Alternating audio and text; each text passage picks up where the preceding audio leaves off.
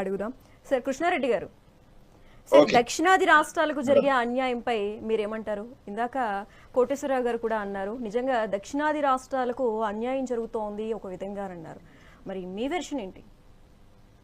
Madam, ముందుగా మీకు mega 9 వీక్షకులకు, అలాగే ఈ చర్చా వేదికలో పాల్గొంటున్న వివిధ పార్టీల నాయకులకు, పెద్దలు అందరికీ శుభ సాయంత్రం తెలియజేసుకుంటున్నాను. అలాగే రేపు అక్షయ తృతీయ సందర్భంగా తెలంగాణ మహిళా సమాజానికి అక్షయ తృతీయ శుభాకాంక్షలు తెలియజేసుకుంటున్నాను. నిన్న జరిగిన సంఘటనలు భారతదేశ చరిత్రలోనే ఒక బ్లాక్ డే మేడం. ఇక్కడ బిల్లుల అంశాలు కానీ అక్కడ చర్చలు జరిగిన దాంట్లో ఒక విమర్శనాత్మకమైన అంశాలను తీసుకొని మాట్లాడడం జరుగుతుంది. కానీ మహిళా బిల్లు ఆమోదం పొందిన తర్వాత మళ్ళీ పార్లమెంట్ లోకి ఎందుకు చర్చకు వచ్చింది అనేది ఎవరు మాట్లాడట్లేదు. ఎందుకు తీసుకొచ్చిండ్రు దాంట్లో బిల్లులో ఉన్న అంశాలు ఏంటి, దాంట్లో ఏమున్నాయి, ఎప్పటి నుంచి అమలు చేయాల్సింది ఉంది, దాంట్లో కొన్ని కండిషన్స్ పెట్టారు. 2023లో అమలు జరగాల్సిన దాంట్లో సెన్సెక్స్ తర్వాతనే శాసనసభ పార్లమెంట్ స్థానాలు కానీ శాసనసభ స్థానాలు కానీ పెంచిన తర్వాతనే ఆ బిల్లు అమలులోకి రావాలి. అది 2034 నుంచి రావాలనేది 2034 నుంచి రావాలనేది ఆ బిల్లులో ఉంటే, అప్పటి వరకు సెన్సెక్స్ జరగకపోతే కనుక ఎప్పటికి కూడా ఆ బిల్లు ఆమోదంకు రాదు. అది అంటే ఇంప్లిమెంటేషన్ మరి ఎందుకు నిర్ణయం తీసుకుంటున్నారు? ఇప్పుడు సెన్సెస్ మరి జరుగుతుంది కదా అన్న. నేను మొత్తం మాట్లాడుతున్నాను, మీరు ఎంతసేపు మాట్లాడారు. సెన్సెస్ అనంటే నేను అంటున్నా, సెన్సెస్ రాకముందు ఎందుకు నిర్ణయం తీసుకున్నారు? గొంతులు చించుకున్నప్పుడు నేను కాముగా కూర్చున్నాను. మీరు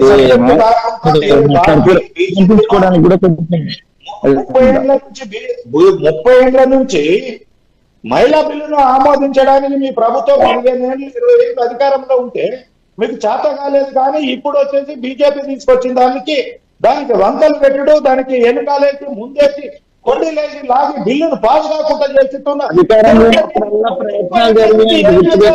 మహిళా బిల్లుకు ఈ రోజు కూడా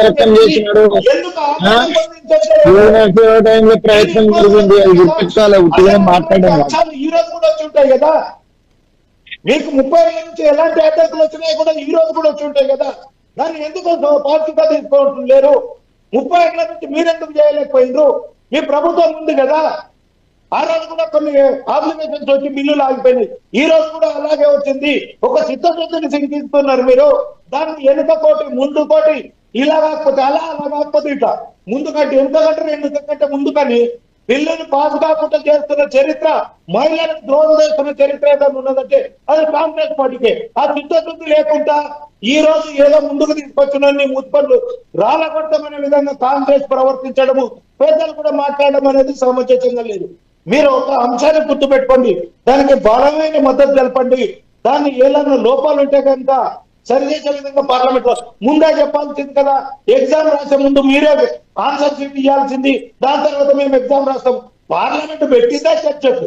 పార్లమెంట్ లో ప్రతి ఒక్కరు మాట్లాడాలనేది ఏదో సిఎల్పి లీడర్స్ కే ముందు కూర్చోబెట్టి సిఎల్పిలో మాట్లాడుకుంటా, సిఎల్పి లీడర్లను పెట్టి మాట్లాడుకుంటా ప్రతి శాసనసభ్యునికి చర్చాంశం రావాలి, చర్చలో పాల్గొనే విధంగా పార్లమెంట్ లోకి తీసుకొచ్చి బీజేపీ పెడితే ముందు ఏకలపక్షం పెట్టలేదేంది, ఇది ముందుకు నోట్ ఇయ్యలేదేంది, ఈ అంశాలను తీసుకొచ్చి పెట్టాం. అక్కడ వచ్చిన అంశాలను ప్రతి ఒక్కరి పార్లమెంట్ లో ఉన్న ప్రతి సభ్యుని అభిప్రాయం తీసుకొని మార్పులు చేర్పులున్నా, దాంట్లో ఏమైనా సవరణలున్నా నోటీస్ ఇస్తే కూడా దాని మీద చర్చ జరుగుతుంది, దాని మీద ఓటింగ్ జరుగుతుంది. దాని ప్రకారమే ముందుకు వెళ్తుంది. కానీ ఈ ప్రతిదానికి బీజేపీని విమర్శించాలి, బీజేపీ ఏది చేసినా అది తప్పనాలే, మంచి చేసినా తప్పనాలే, చెడు చేసినా తప్పనాలే, ప్రతి చట్టాన్ని మీరే తీసుకొచ్చినమంటారు. ఇప్పుడు మీరు రైతు చట్టాలు మీరే తీసుకొచ్చారు, ఆ చట్టాలను మేము పార్లమెంట్ లో పెట్టి పాస్ చేస్తే దానికి వ్యతిరేకమంటారు. మీరే ఇప్పుడు జిఎస్టీ బిల్లు మీరే పునాది చేస్తామంటారు, దాన్ని అమలు చేస్తే మేము దానికి వ్యతిరేకమంటారు. ఇట్లా చేయాల్సింది కాదంటారు, ఎట్లా చేయాల్సిందో చెప్పరు. ప్రతి దానికి కాంగ్రెస్ పార్టీ ఈ దేశం నాశనం అవ్వడానికి ముఖ్య కారణం ఏదైనా ఉన్నదంటే దేశ అభివృద్ధిని కోరుకొని పార్టీ ఉన్నదంటే అది కాంగ్రెస్ పార్టీ. ఇందాక కూడా దేశ దౌర్భాగ్యమని కూడా వెంకటస్వామి గారు మాట్లాడిన మాట వెనుకకు తీసుకోవాలని చెప్పేసి తెలియజేస్తున్నాను, డిమాండ్ కూడా చేస్తున్నాను. 100% అంటానండి. 100% ఈ దేశంలో దౌర్భాగ్యం ఎందుకు వచ్చిందా? నేను అన్నది ఏంటి? దౌర్భాగ్యం అంటే ఏంటి? ఏమి ఈ దేశంలో ఉన్నటువంటి కుసంస్కృతిని, ఈ దేశంలో ఉన్నటువంటి మహిళలను అవమానపడుతున్న దౌర్భాగ్యం.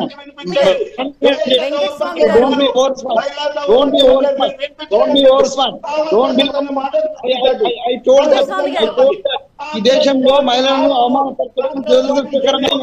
నేను అన్నది అది దేశ దౌర్భాగ్యంలో ఈ సంస్కృతి దౌర్భాగ్యం. ఎందుకు సమర్థించుకుంటున్నావు? పత్రికలను సమర్థిస్తావా? విడోలను తీసుకుపోయి కృష్ణారెడ్డి గారు విడోలను తీసుకుపోయి జైల్లో కూర్చోబెట్టినట్టు కూర్చోబెట్టడం దౌర్భాగ్యం కాదా? సంస్కారం ఎందుకు వచ్చింది? అంటే నేను అన్నది తప్పైతే అనుకున్న విషయం తప్పే. రాజారామ తప్పే. నేను మాట్లాడుతున్న తప్పైతే రాజారామ తప్పే, కన్ఫ్యూజన్ తప్పే మాట్లాడలే. నేను మీరు బై ఫ్లో లో మాట్లాడినారో మీరు ప్రొఫెసరు, తెలంగాణ ఉద్యమకారుడు, నేను మీరంటే చాలా గౌరవిస్తా. కానీ మీరు ఫ్లోలోనో ఏ విధంగానో దేశ దౌర్భాగ్యం అన్నారు. నేను అప్పుడే నోట్ చేసుకున్నా, దేశ దౌర్భాగ్యం అనే పదాన్ని వాడారు. అవునండి, దౌర్భాగ్యం ఉంటే దౌర్భాగ్యం అంటారండి. తప్పేమున్నది దాంట్లో? నువ్వు ఒకసారి ఈ దేశంలో పుట్టడం దురదృష్టకరం అన్నాడు. దేశంలో పుట్టడం దురదృష్టకరం అన్నాడు కృష్ణారెడ్డి అన్న నమస్కారం.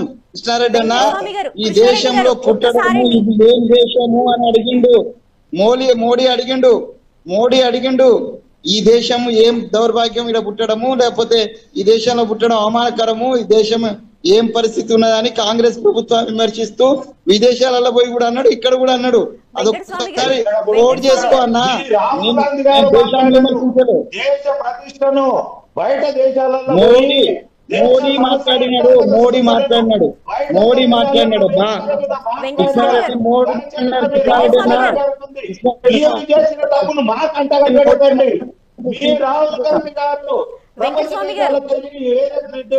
కూర్చొని ప్రెస్ మీట్లు పెట్టుకుని అక్కడ కృష్ణారెడ్డి గారు ఒక్కసారండి కోటేశ్వరరావు గారు మాట్లాడతారు. కోటేశ్వరరావు గారు, మీ వెర్షన్ ఏంటో చెప్పండి.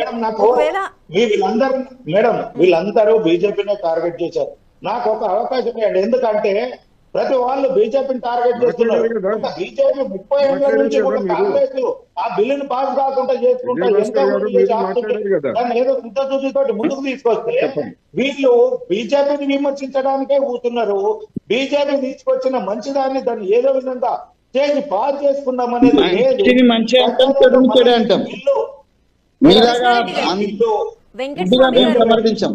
వెంకటస్వామి గారు, కృష్ణారెడ్డి గారు, ఒక 1 మినిట్ ఆగండి. కోటేశ్వరరావు గారితో మాట్లాడుతుంది. మేము ఇన్ని మర్చిపోయి కాంగ్రెస్ ముక్త భారత్, కాంగ్రెస్ దౌర్భాగ్యము ఇవన్నీ నాలుగు మాట్లాడతారండి. తప్పులను చేసుకుంటా కృష్ణారెడ్డి నీలాంటి వాళ్ళ గురించి మాట్లాడుతున్నారు.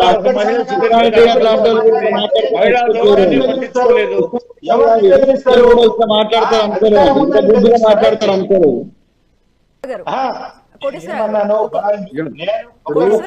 కృష్ణారెడ్డి గారు ఒక 1 మినిట్ అండి. కృష్ణారెడ్డి గారు అవకాశం ఇవ్వండి మేడం. వాళ్ళు అంతసేపు కూర్చున్నప్పుడు నేను ఖాళీగా గురించి మాట్లాడినా అదే చెప్తారులేండి. మోడీ గారి గురించే చెప్తారు కానీ మీరు మోడీనే విమర్శిస్తారు కదండి. మీరు చెప్పినదే కదా. అవునా, నేను చేస్తున్నదే. మరి నేను చేస్తున్నదే. రెండు రోజులు చర్చ జరిగితే 2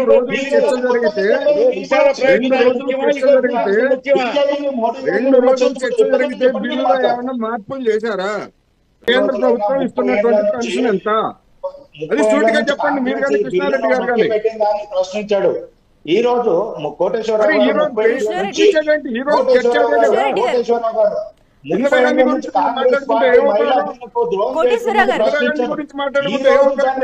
మోడీ గారు ఏం చేశారు, అమిత్ షా గారు ఏం చేశారు, చంద్రబాబు చెప్పమండి. పొద్దున్న లేస్తే ఇందిరాగాంధీ చెప్పమెందుకు మరి? చెప్పండి, మీరు చేస్తున్నారు. నెహ్రూ చెప్పం.